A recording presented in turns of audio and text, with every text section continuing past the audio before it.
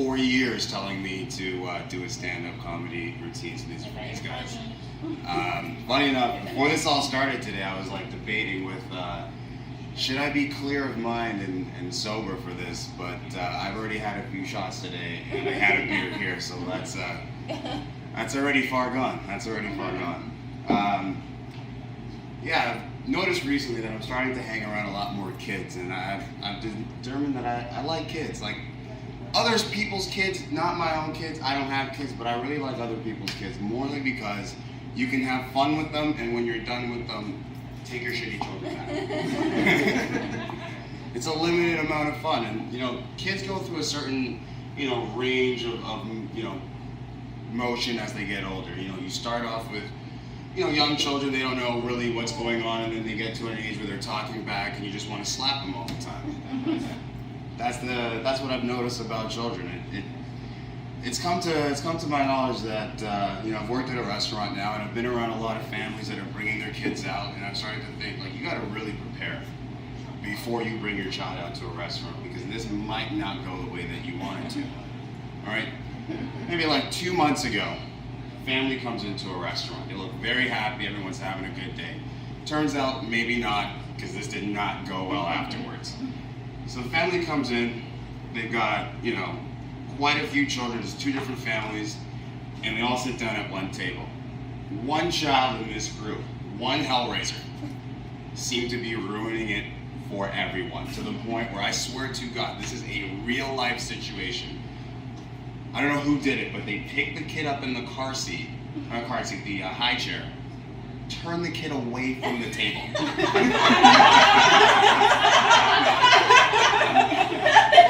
Just go mess with everybody else. We've had enough of you. And I'm just walking by this table like, what is... Do they not like this kid anymore? They're just giving it... I swear to God, I saw the dad get up and go to the host stand and just be like... I swear he was saying to the host, can we just get this little kid on the table? Yeah, I'm just not having it. Whatever he orders, it's on us, but I just can't deal with it. Just that, and I honestly believe that, like, if that was me as a child, because I know my mom does not play any games, we would have left. Like, if there's one thing that I can tell you, if anyone here is a first generation, like, North American, anyone first generation North American here? Yes. One. So you know what I'm talking about. You go out with your family, and at any point, anything gets kind of funny, we're getting up, we're going home, fun's over. You know exactly what I'm talking about, right? This is exactly why we just look angry when we go out, because it's like, you have any type of bad thing that you do, everyone's going home. Everyone's going home. We end fun at that right moment. Yeah, I've been enjoying hanging around kids. I got, 2 little cousins that I hang out on a daily basis. They're sisters, and what I love about them is that they're very tight. They're very tight. Where one goes, the other one follows. I heard a funny story about, they like to wake up at night, and when they wake up at night, when she wakes up her sister, and they go and they disrupt their parents' sleep. But the greatest thing that I learned was that I can put them against each other. I put those children at war with each other. Simple thing is, they wanted to have a water balloon war. And I decided, all right, the water balloon, they want to play with them. But here's the thing, this is your territory, this is your territory, keep score, the winner is now the champion of the home. You can have whatever you want, and the other one just has to watch the other one be happy. Mess with children that way. But yeah, the other thing that I've noticed about children is they get to the very young age, when they're at a very young age where they can't communicate with their words, they communicate with their eyes. Right? If anyone ever noticed that, kids who can't communicate with their words, they're always looking around, they're taking in information, they want to know where they are. So this comes back to, being in the restaurant one more time, and I had the fortunate part of being part of this great experience of having a, infant child sit down at a table that I was serving.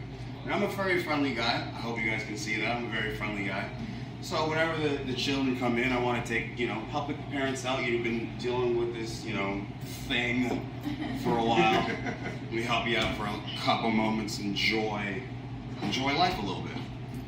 So I'm trying to interact with this kid. Trying to, play the games, make faces. Kid looks back at me. I'm trying everything that I can do. Kid still. So I walked away. I figured the kid wants space. So I'm standing on the other side of the restaurant. I turn back to where my table. Kid still sizing me up. Just sizing me up from the other side of the restaurant. I'm thinking, this kid's trying to size me up for a fight or something. Like, I'm not going to fight a child, but if this child tries to throw hands, I will show the child that I am real in these streets. I will not take no goo-goo gaga from no child and hear it back from me. So yeah, I'm sitting there and I'm just like trying to yo kid, what's going on, man? What's going on? What are you trying to do right now? So we went back and forth. I had to talk to the parents like, hey man, you gotta, I'm not gonna do this now. Like, let me know when this kid turns 18, we'll scrap it out. But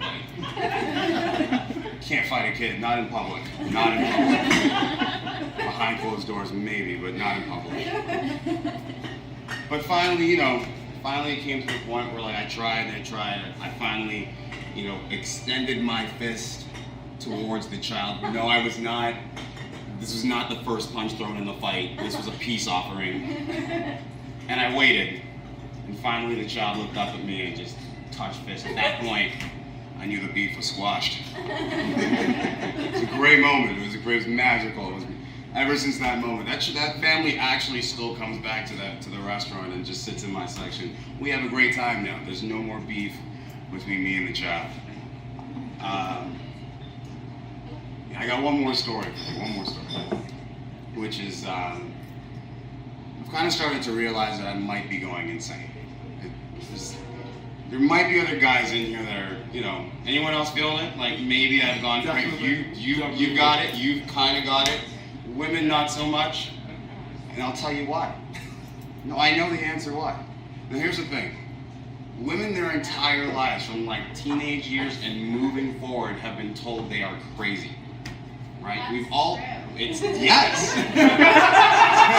It is true. I know. How long have we been saying bitches be crazy? We've been saying that for a long time. And what we haven't been doing is we haven't been directing that all energy towards men as well. Because we live our entire lives and then we hit a certain age and then the crazy starts to set in. Yeah. And we don't even realize it. Right? How many times have you as guys just sat down and had an idea and everybody just joined in, and next thing you know, we're all running down the street having a race with garbage pails down our heads? That's crazy shit, right? That is psychotic crazy shit. But we as guys don't have anybody around in our social circles telling us that we're batshit crazy. Right? We just have other friends around. It's like, no man, yeah, that's a great idea, man. Yeah, no, I definitely think that I can chug an entire bottle of Jack. Watch.